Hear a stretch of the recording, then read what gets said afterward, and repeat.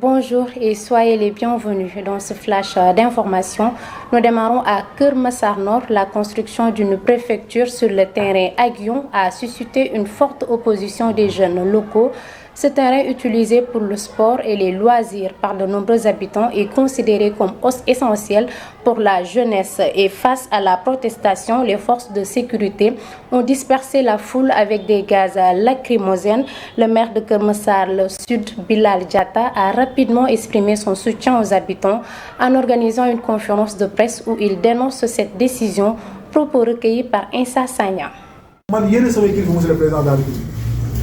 Monsieur le Président, nous venons vous demander que vous regardiez bien par rapport à la décision qui a été prise, à savoir céder cet espace à la construction d'une préfecture. Aujourd'hui, les jeunes ne sont pas contents.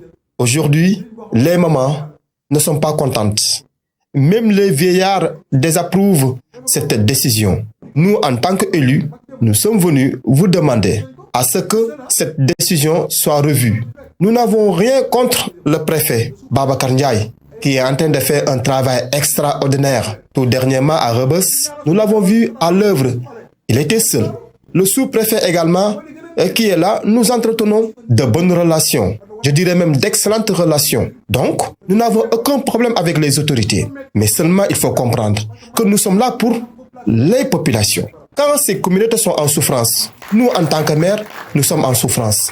Donc, il est inconcevable que la population puisse penser que cet espace qui les sert de lieu de sport, qui les sert de lieu d'organisation de grandes cérémonies, soit affecté à la construction d'une préfecture, alors qu'il y a d'autres lieux beaucoup plus appropriés qui peuvent nous permettre de construire cette préfecture. Nous, en tant que maire du département de Keur Massar, nous saluons également la construction de cette préfecture, mais on doit le mettre aux abords de la route. Cela également va participer au marketing territorial. En tout cas, moi, les pays ou bien les départements où j'ai visité, les préfectures sont mises devant les abords de la route pour qu'elles soient visibles et accessibles pour tous les citoyens. En tout cas, nous, maires du département, nous demandons à ce que, présent, vous nous écoutez, on va vous dire le lieu approprié où on pourra construire cette préfecture qui est en demandée.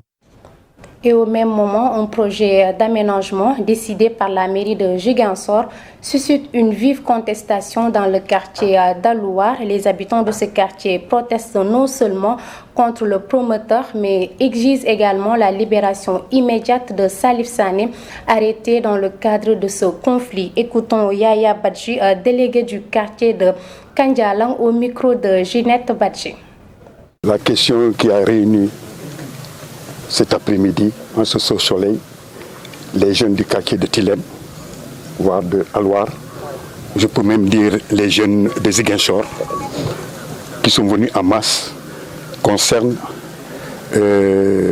l'arrestation d'un des leurs, le président de l'ASC Caen, qui a été arrêté, et les gens ne savent pas exactement pourquoi il a été arrêté. Et il y a quelques mois, les jeunes sont venus m'informer de l'action qu'ils sont en train de poser pour s'opposer à la construction d'un espace, en tout cas la construction d'un espace qui se trouve dans notre zone et qui est comme encore une place publique. Et je voudrais vous dire une chose encore. Avant qu'ils viennent, les jeunes me voir, le propriétaire est venu me voir pour me dire que il y a des jeunes, il a acheté un terrain, il y a des jeunes qui s'opposent à ce qu'il fasse quelque chose. Et les papiers qu'il m'a montrés, j'en ai choisi seulement deux du cadastre. Parce que je ne peux pas comprendre qu'une personne puisse avoir une parcelle. Dans un premier temps, il va au cadastre. On lui dit que qu'il n'est pas attributaire, qu'on ne te connaît pas. Hein? Même jour, il revient, on lui donne un papier qui reconnaît qu'il fait de lui un attributaire. Ginette Badji, la date du 13 mars marque la fin du délai accordé par l'État pour l'immatriculation des motos-taxis. Cependant, à Kaffrine, certains Jakartaman expriment leur désaccord et refusent toujours de se conformer à cette mesure. Ils affirment qu'ils continueront de payer leur redevance mensuelle à la municipalité comme ils l'ont toujours fait. D'autres, en revanche, réclament une dérogation supplémentaire. Reportage Fatou Sall. À quelques jours de la fin du délai d'immatriculation des motos, plusieurs Jakartaman de Kaffrine restent fermes sur leur décision de ne pas se conformer à la mesure gouvernementale. Nous n'avons même pas démarré les immatriculations. Nous allons continuer ce que nous faisons auparavant. Chaque conducteur, après avoir acheté une moto, va partir à la police pour l'abonner à 2000 francs. Après cela, tu vas recevoir une plaque de numéro et un badge. Chaque mois, nous payons 2000 francs. Cependant, durant l'hivernage, le Trésor diminue cette somme à 1500 francs, car ils savent que le pays est difficile et il n'y a pas assez d'emplois. De plus, certains Jakartaman justifient le refus par le caractère unilatéral de la décision de l'État. Nous sommes d'accord car nous sommes sous la responsabilité de l'État. On ne peut pas refuser cette décision, mais l'État doit se concerter avec ses enfants. Bien que certains souhaitent se conformer à la mesure, leur responsabilité et la situation économique actuelle du pays ne leur permettent pas de débourser une telle somme en ce moment. L'État doit attendre jusqu'à ce que la situation économique du pays change. Actuellement, c'est très dur de notre côté. Nous ne pouvons que demander pour que l'État nous donne un peu plus de temps. Alors que la date limite est fixée le 13 mars, de nombreux Jakartaman de Kaffrine maintiennent leur position, estimant que le coût de l'immatriculation est hors de leur portée. Cependant, d'autres pensent que les autorités devraient leur accorder un délai supplémentaire afin de leur permettre de se régulariser. À présent, direction Kaffrine, Kaolack plutôt, le centre de santé a accueilli un atelier sur la nouvelle réglementation concernant les médicaments, les produits de santé et la pharmacie organisée par l'Agence sénégalaise de réglementation pharmaceutique. Cette rencontre réunissant tous les acteurs de la gouvernance sanitaire ou du département avait pour objectif de partager la nouvelle réglementation pharmaceutique ainsi que les bases légales de l'inspection pharmaceutique. Écoutons Dr Papa Mahadjaou, qui est le directeur des affaires juridiques de l'agence, au micro de Ousmane Dem. Nous sommes donc aujourd'hui à Kaolack pour partager avec les acteurs sur la loi. Alors, comme vous le savez, quand une loi est adoptée et promulguée, les citoyens ont besoin d'être informés. Et au Sénégal, nous savons que l'information n'est pas facile. C'est pourquoi nous avons jugé nécessaire de se déplacer auprès des acteurs. Quand je dis acteurs, ce sont les acteurs de la gouvernance sanitaire. Je pense aux médecins, je pense aux pharmaciens, je pense aux prestataires, aux élus locaux, de même que les bailleurs locaux. Donc l'objectif de cet atelier aujourd'hui est de partager, de rendre compréhensible pour les acteurs. Et comme vous le savez, le médicament aujourd'hui revêt aussi une importance primordiale pour la santé des populations. Et aujourd'hui, on sait qu'il y a beaucoup de problèmes avec les médicaments. Et comme vous le savez, aujourd'hui dans la presse, on nous a relaté beaucoup d'informations contre l'utilisation pour certains produits utilisés par les charlatans, mais aussi par d'autres personnes. Donc notre rôle, nous, c'est de vulgariser cette loi-là, de permettre à ces gens-là de savoir qu'aujourd'hui, il y a une réglementation. Et l'objet de cette réglementation, c'est quoi? C'est de permettre aux uns et aux autres vraiment de pouvoir avoir une idée de la loi, du dispositif qui a été mis en place. La loi, c'est une loi de 2023 qui date du 13 juin 2023. Donc c'est une nouvelle loi et comme vous le savez, l'objet de cette loi, c'est quoi?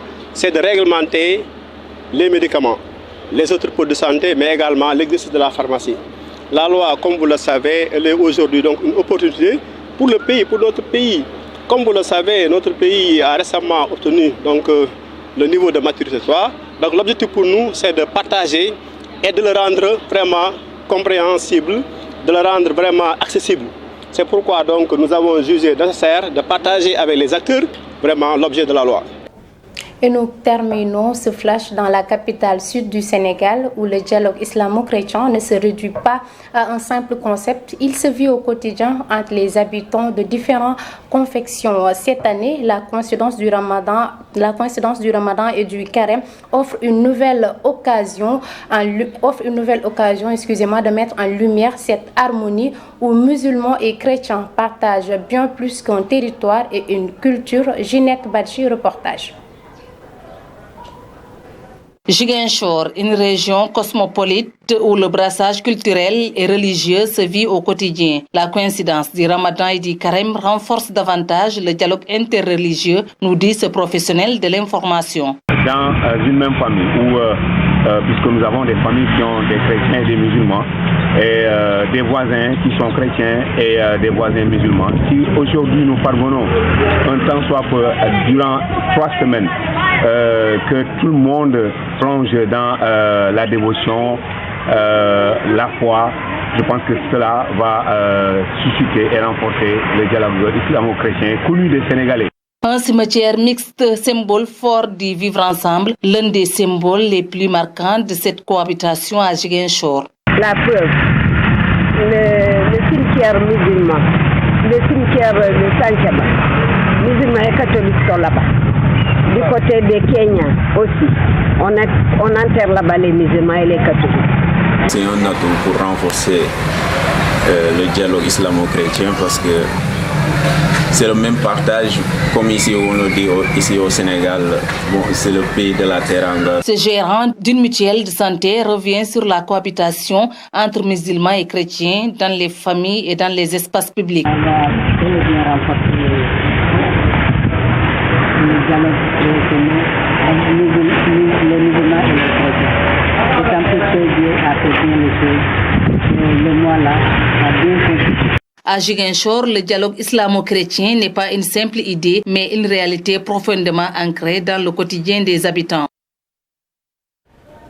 Mesdames et messieurs, c'était tout pour ce flash d'information. L'information continue sur uracsenegal.sn. Excellente journée.